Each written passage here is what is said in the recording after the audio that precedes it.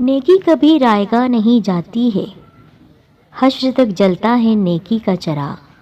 بسم اللہ الرحمن الرحیم۔ سیدہ ٹی وی کی پیاری پیاری بہنوں اور بھائیوں، آپ سب کو سیدہ بی بی کی جانب سے السلام علیکم ورحمۃ اللہ وبرکاتہ۔ آج میں آپ کو ایک نیک بادشاہ کا بہت خوبصورت سا قصہ سنانے جا رہی ہوں۔ یہ واقعہ ہے ایک نیک دل بادشاہ، ایک درویش اور چیتے کا۔ اس بادشاہ کے ذہن میں تھے 3 سوالات۔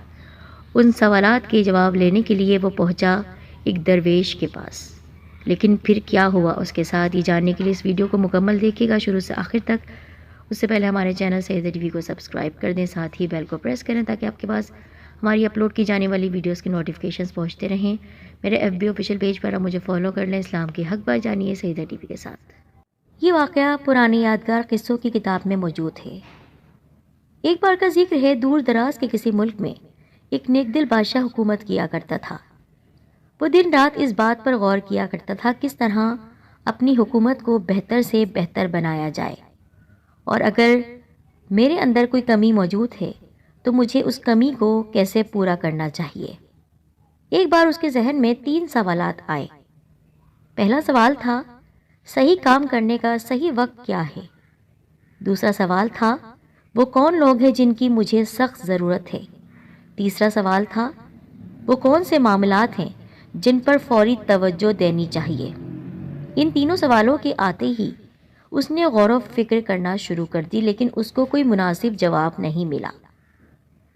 اب بادشاہ نے سوچا، کیوں نہ میں اپنی پوری سلطنت میں اعلان کروا دوں کہ جو عقل مند شخص میرے ان تینوں سوالات کے جوابات دے گا اس کو میں انعام و اکرام سے نوازوں گا۔ اس خیال کے آتے ہی بادشاہ نے پورے ملک میں اعلان کروا دیا کہ کوئی بھی شخص ہمارے ان تینوں سوالوں کے جواب دے کر ہمیں مطمئن کرے گا، ہم اسے مالا مال کر دیں گے۔ سلطنت کے بڑے بڑے عالم و فاضل، شاعر اور ادیب، فلسفی، ذہین، عقل مند لوگ بادشاہ کی خدمت میں حاضر ہوئے اپنے اپنے جواب لے کر، لیکن کوئی بھی بادشاہ کو مطمئن نہ کر سکا۔ آخر تک ہار کر بادشاہ نے طے کیا کہ وہ اس بزرگ درویش کی خدمت میں حاضری دے گا جو ایک سنسان جنگل میں رہتا ہے، اور وہ کسی بادشاہ اور امیر رئیس آدمی سے نہیں ملتا ہے، صرف عام آدمیوں سے ہی ملاقات کرتا ہے۔ بادشاہ نے اس درویش سے ملاقات کرنے کی غرض سے عام آدمیوں والے کپڑے پہنے اور اس کی معمولی سی جھوپڑی سے کچھ دور ہی اپنے گھوڑے سے اتر پڑا اور اپنے سپاہیوں کو چھوڑ کر اس سے ملنے کے لیے آگے چل دیا۔ اس کے سپاہی واپس محل جا چکے تھے۔ بادشاہ نے حکم دیا تھا کہ ہم واپس خود لوٹ آئیں گے، تم لوگ اس وقت چلے جاؤ۔ جب بادشاہ جھوپڑی کے قریب پہنچا تو اس وقت وہ درویش اپنی جھوپڑی کے سامنے جو زمین تھی اس کی کھدائی کر رہا تھا۔ بادشاہ کو دیکھتے ہی اس درویش نے اپنی عادت کے مطابق پہلے سلام کیا اور پھر اپنے کام میں مصروف ہو گیا۔ بادشاہ نے درویش کی خدمت میں بڑے ادب سے عرض کیا، اے بزرگ، میں آپ کے پاس اپنے 3 سوالوں کے جواب لینے آیا ہوں۔ درویش نے بادشاہ کے تینوں سوال بہت غور سے سنے، لیکن کوئی جواب نہیں دیا، بلکہ پھر سے زمین کھودنا شروع کر دی۔ بادشاہ کے دل میں نیکی کا جذبہ تھا۔ نیکی کا کوئی کام وہ اپنے ہاتھ سے جانے نہیں دیتا تھا۔ جب دیکھا کہ ایک بزرگ زمین کو اتنی محنت سے کھود رہا ہے تو اس نے کہا کہ آپ تھک گئے ہوں گے، لائیے میں آپ کے بدلے کا کام کر دیتا ہوں۔ درویش نے مسکراتے ہوئے بادشاہ کو دیکھا اور کہا کہ چلو بیٹا، تم میرے بدلے کا کام کر دو، اور خود زمین پر وہ بیٹھ گئے۔ بادشاہ نے پھر سے اپنے تینوں سوالات دہرائے کام کرتے کرتے۔ درویش نے اب بھی کوئی جواب نہیں دیا اور تھوڑی دیر بعد اٹھتے ہوئے کہا کہ لاؤ، اب تم تھک گئے ہوگے، تھوڑا سا آرام کر لو۔ بادشاہ نے درویش کو اس کا کام نہیں کرنے دیا اور کہا کہ زمین کی کھدائی میں کرتا رہوں گا، چونکہ آپ بوڑھے ہیں، آپ تھک جائیں گے اور مجھے تھکن نہیں ہو رہی ہے۔ اس طرح بادشاہ نے اس بزرگ کو وہ کام کرنے نہیں دیا۔ دھیرے دھیرے شام ہو گئی۔ بادشاہ نے کام مکمل کر کے بزرگ کو کہا کہ آپ نے اب تک میرے تینوں سوالات کے جواب نہیں دیے ہیں، آپ اگر مجھے میرے سوالات کے جواب دے دیں تو میں گھر لوٹ جاؤں گا، اب تو رات ہونے والی ہے۔ بزرگ نے جواب دینے کے بجائے پیچھے مڑ کر دیکھا اور بولا، دیکھو کوئی آدمی ادھر بھاگا ہوا آ رہا ہے، آؤ دیکھیں وہ کون ہے۔ بادشاہ نے اپنے پیچھے مڑ کر دیکھا تو سچ میں ایک آدمی جنگل سے جھوپڑی کی طرف بھاگا ہوا آ رہا تھا۔ وہ شخص اپنے ہاتھوں سے اپنا پیٹ دبائے ہوئے اور خون اس کے ہاتھوں کے نیچے سے بہہ رہا تھا۔ جھوپڑی کے قریب آ کر وہ شخص کراتا ہوا بادشاہ کے پاس آیا اور زمین پر گر کر بے ہوش ہو گیا۔ بادشاہ اور درویش نے اس آدمی کے زخم کو غور سے دیکھا۔ اس کے پیٹ پر بڑا سا زخم تھا۔ بادشاہ نے جہاں تک ہو سکا اس زخم کو صاف کر کے اچھی طرح اس پر رومال اور کپڑا باندھ دیا۔ بڑی مشکل سے اس کا خون بہنا بند ہوا۔ اب سورج ڈوب چکا تھا، ٹھنڈک بھی بڑھ چلی تھی، اس لیے بادشاہ نے درویش کی مدد سے زخمی کو جھوپڑے کے اندر پہنچا دیا اور اس کو چارپائی پر لٹا دیا۔ کچھ دیر بعد وہ زخمی آدمی سو گیا۔ بادشاہ بھی دن بھر کام کر کے بہت تھک گیا تھا۔ اتنا کام تو اس نے زندگی میں کبھی کیا ہی نہیں تھا، لیکن اس کو خوشی تھی کہ ایک بزرگ کی اس نے مدد کی۔ وہ وہیں دہلیز پر اب سو گیا۔ صبح جب بادشاہ کی آنکھ کھلی تو اس نے دیکھا کہ چارپائی پر پڑا ہوا زخمی اپنی چمکتی ہوئی آنسوؤں سے بھری ہوئی آنکھوں سے اسے دیکھ رہا ہے۔ بادشاہ کو اٹھتا ہوا دیکھ کر اس نے ہاتھ جوڑ دیے اور کہنے لگا، مجھے معاف کر دیجئے میرے آقا۔ اس زخمی نے بادشاہ سے التجا کی، میں تو تم کو جانتا نہیں، اور جب جانتا نہیں تو معاف کرنے یا نہ کرنے کا سوال ہی پیدا نہیں ہوتا۔ تم ہو کون؟ کہنے لگا، میں آپ کا دشمن ہوں۔ آپ کے محل میں رہنے والے آپ کے اپنے سگے بھائی نے میرے بھائی سے دھوکہ کیا اور اس کو مار دیا۔ اس کی پوری جائیداد دھوکے سے ہڑپ لی اور آپ کو یہ بات نہیں بتائی تھی۔ چونکہ اس نے میرے بھائی کو مارا تھا، اس لیے میں بھی اس کے بھائی کو یعنی آپ کو مارنا چاہتا تھا۔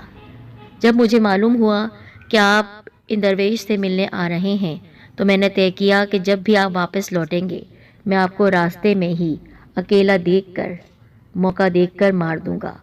لیکن پورا دن گزر گیا، میں آپ کا انتظار کرتا رہا، آپ واپس نہیں لوٹے۔ آپ کا پتہ لگانے کے لیے اپنے ٹھکانے سے باہر نکلا۔ ابھی میں غصے میں آپ کی خبر لینے کے لیے بڑھ ہی رہا تھا کہ نہ جانے کہاں سے پلک جھپکتے میں ایک تیز رفتار چیتا مجھ پر حملہ آور ہو گیا۔ اس نے مجھ پر حملہ کر دیا۔ وہ مجھے چیر پھاڑ دیتا، لیکن شاید مجھے آپ سے معافی مانگنی تھی، اسی وجہ سے وہ مجھے مار نہیں سکا، پر اس کے نوکیلے تیز دھار دانت میرے پیٹ میں گھس چکے تھے اور گہرا زخم کر دیا تھا۔ اپنی جان بچاتا ہوا میں اس طرف آ گیا اور پھر دیکھیں آپ نے میرے زخموں پر مرہم پٹی کی۔ اگر آپ میرے زخموں پر مرہم پٹی نہیں کرتے تو خون زیادہ بہہ جانے کی وجہ سے میں مر جاتا۔ مجھے نہیں پتہ چلا وہ کہاں سے آیا تھا اور کہاں چلا گیا۔ آپ نے میری جان بچائی ہے، میں زندگی بھر آپ کا غلام بن کے آپ کی خدمت کروں گا۔ بادشاہ نے کہا، تم ہمارے غلام نہیں بلکہ دوست ہو، اور ہمارے بھائی نے تمہارے جس بھائی کی جائیداد کو ہڑپ لیا ہے وہ بھی ہم واپس کر دیں گے۔ تم ہمارے محل میں ہی رہو گے، ہم تمہارا شاہی طبیبوں سے بہترین علاج کروائیں گے۔ تم ابھی اسی وقت محل کی طرف روانہ ہو جاؤ۔ زخمی آدمی وہاں سے چلا گیا۔ اب بادشاہ منتظر تھا درویش سے اپنے جوابات پانے کا۔ درویش باہر اپنے گھٹنوں پر جھکا ہوا ان کیاریوں میں بیج ڈال رہا تھا جن میں سے پودے نکلنے تھے۔ بادشاہ درویش کے پاس آیا، بزرگوار، میں آخری بار اپنے سوالوں کے جواب کی درخواست کرتا ہوں آپ سے۔ وہ بزرگ کہنے لگے، جواب تو تم پا چکے ہو لیکن شاید سمجھ نہیں پائے۔ خیر، میں تفصیل سے بتاتا ہوں۔ اب اگر کل تم نیکی نہ کرتے میرے ساتھ، میری بزرگی کو دیکھتے ہوئے ترس کھا کر ان کیاریوں کو نہیں بناتے، زمین کو نہیں کھودتے، اور اگر تم سوالات کے جواب لے کر چلے جاتے جلدی، تو وہ آدمی تم پر حملہ کر دیتا۔ اس لیے پہلے سوال کا جواب یہ ہے کہ وقت وہی اہم ہے جب تم نیکی کر رہے تھے، یعنی مجھے آرام کروا رہے تھے اور خود کیاریاں بنا رہے تھے، زمین کھود رہے تھے۔ وقت وہ اہم ہے جو نیکی کے کاموں میں گزرے۔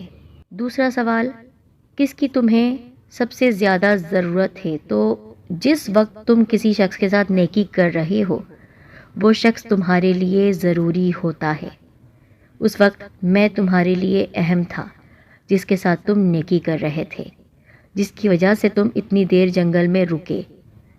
تیسرا سوال، جب وہ آدمی بھاگ کر ہم لوگوں کے پاس آیا اور جس وقت وہ آیا تھا وہ سب سے بڑا اہم وقت تھا کیونکہ تم نے اس کی دیکھ بھال کی۔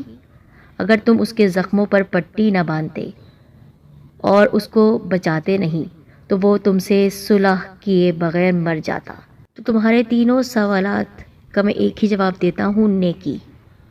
نیکی کرتے رہو، اسی وقت نیکی کرو اور نیکی سے کبھی پیچھے نہیں ہٹو۔ تمہاری نیکی کی وجہ سے اللہ تعالیٰ نے اس خون خوار چیتے سے اس آدمی کو بچایا، مرنے نہیں دیا تاکہ وہ تمہارا دوست بن جائے۔